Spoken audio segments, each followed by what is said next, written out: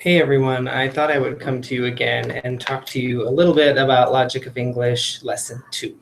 But first, before we go there, I know that last week that you all did an assessment on list 1 words. So just to clarify something really quick, if you do it in here or if you do it on a different sheet of paper, it doesn't matter. But when you go to actually do those words, do them like a traditional spelling test. So hand, and then they have to write hand. There's no need to stretch out the sounds ha, and for each of the students. That's something that they're supposed to be starting to do on a more natural basis. That's their job.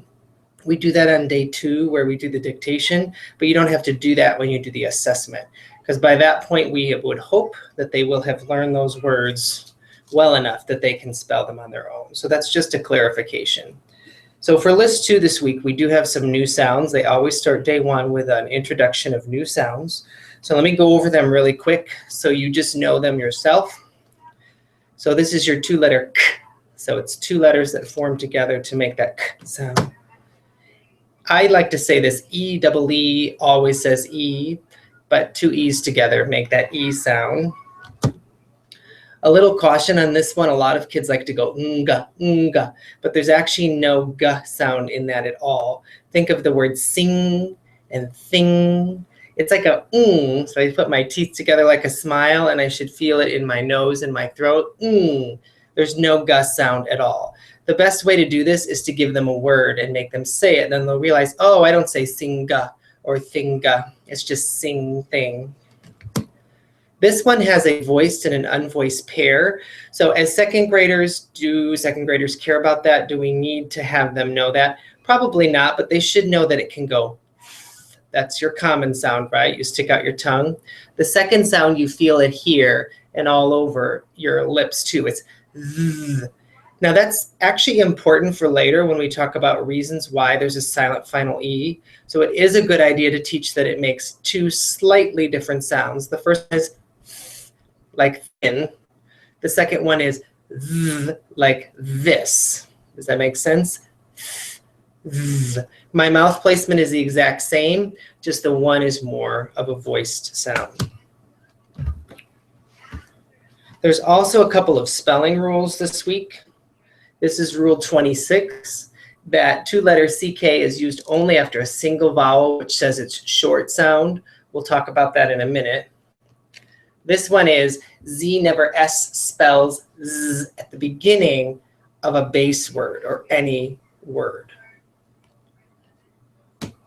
Now, a couple of things that you're supposed to do this week is to explore the differences between short sounds and long vowel sounds. Short vowel sounds and long vowel sounds. They go over a couple of things. So let me just write on the board a little bit. So at first, when you talk about the vowels,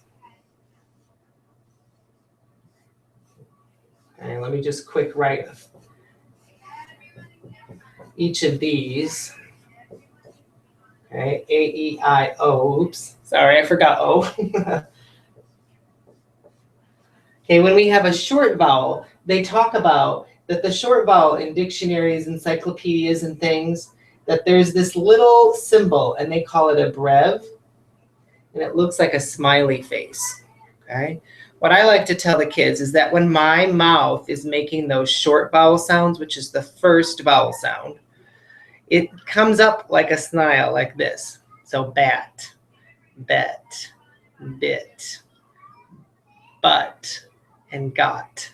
So it's kind of coming up like that. So if you want to explore that a little bit with the kids, how your mouth kind of comes up on the end, sort of like a smile.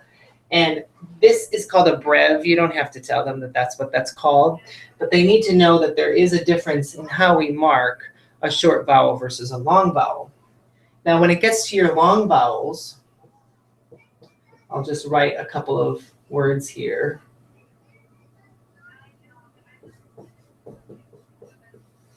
Okay, so we've got gate and bee and kite. They mark it with a long line like that.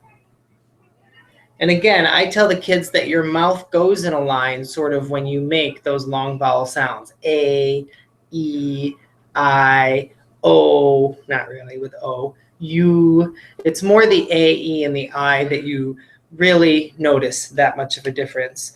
So in lesson 2, that first day, not only do you introduce the new sounds, but then you explore long versus short vowel sounds. On page 129 of the teacher's guide, it has you, what they want you to do. This is the student guide. It's lesson 2. See, they've got different vowels, and they're labeled on the top either with that brev, which is the short, or the long symbol. And they want you to read one and then have the students circle the one that matches. So like if I want to say the I sound, I say I, and they would have to circle this one because it's the I with a long line. So, and they give it to you all in the teacher's guide. It's not like you just have to make up which one, but there's 10 of them. And when they're in their notebook, they're supposed to circle them. Does that make sense? So use this as your discretion as to how much you want to focus on the actual markings, the brevs and the long.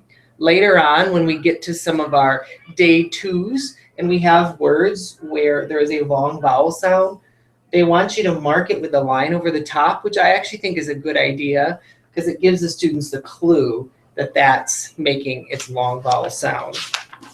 The next thing you do is in the student guide, page 14, you explore the 2-letter K. So I would actually, this is just my opinion, before actually showing them the rule card and reading the back where it tells them basically what happens, I would actually have them explore it. Read the words and then mark either with a brev or a long line what sound the vowel is making in each of those words that has a 2-letter K. So they're going to say like deck and neck and lick. What they should discover with a partner or by themselves is that the vowel is always making a short sound, which brings us to the rule. So this is kind of the exploratory part. This is like, okay, now I'm clarifying with the rule part that CK is used only after a single vowel, which says it's short sound. So it should clear up some misunderstanding about when that CK is used and also the vowel sound that is used. There's some more exploratory stuff here where it's words that have the K, but it's not with the 2-letter CK. And through the exploration, they come to some other conclusions about when to use the C and K. I hope that makes sense. Afterwards in the student guide, there's this. It's like bingo. There's only 4 boards, which really is not very practical when you have like 25 students. So one thing that I thought you could do, you could use this and play almost like a Connect 4, where with a partner, you know, they take a marker or something and they say the sounds u, oo, and then their partner tries to make, and they start making X's all over the board with their colors. They go back and forth doing the sounds. And their goal is to try to get 4 in a row, sort of like Connect 4, without their partner realizing it. And if they do, they kind of win that game, and then they go down to here. Does that make sense? So I would say, my partner would try to block me and say, you, ooh, So then they're practicing all the sounds together, if that makes sense. So, and that takes you to the end of day 1 of lesson 2. Day 2 is where, again, we dictate the words. So as teams, you go ahead and communicate with each other and then communicate with me as to whether or not you would like me to come in and do the dictation again. 2nd grade, you're only doing the 10 words. I think it's kind of fun to include the challenge. You let me know what you think. 3rd grade, we're doing all the 15, plus we're doing 2 separate lists.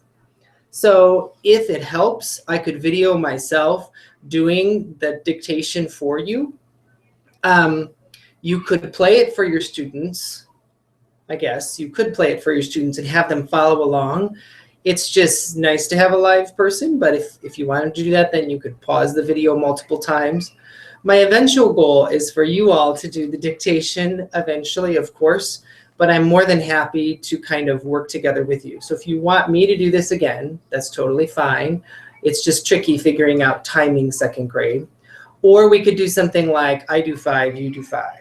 Or if you wanted to combine together with another teacher and one of you practice 5, one of you practice the other, or if you're like, Steve, we're ready. That's totally fine. I'll go with whatever you tell me as far as the dictation part is, because I know that this is a little tricky. So that would lead you up through day 1 and 2. So day 1 is all that exploring, where you're exploring the new sounds, you're exploring 2-letter CK, and day 2 is where you do your dictation. One last thing before I go, I'd like to create a poster, maybe a long strip like that. Put your paper in the hallway with these 4 sounds on it, and maybe have the students look for those sounds within the community. I've already done that a little bit. Like I've got a sign here that says speed limit, and this says think. I don't know, it's just a fun way if they brought in either pictures or drawings or something that they've gathered where they're able to see the sounds. Now you all can tell me, like, Steve, that's way too much. Logic of English is just one little part of our day. We have lots of other things to do. Scratch that, that's totally fine. I could take the ownership of that if you wanted to, or we could just skip it. So that's up to you and your grade level to determine. So let me know if you have any questions or comments. I can post something else related to the other lessons if you feel like that's necessary. And again, please get back to me on the dictation process if you want me to come in and help you with the dictation, or if you feel like you are comfortable now that you can go off and do that on your own. Thanks for all your hard work. You're doing a great job. It's been fun working with both of your teams, and we'll be in touch.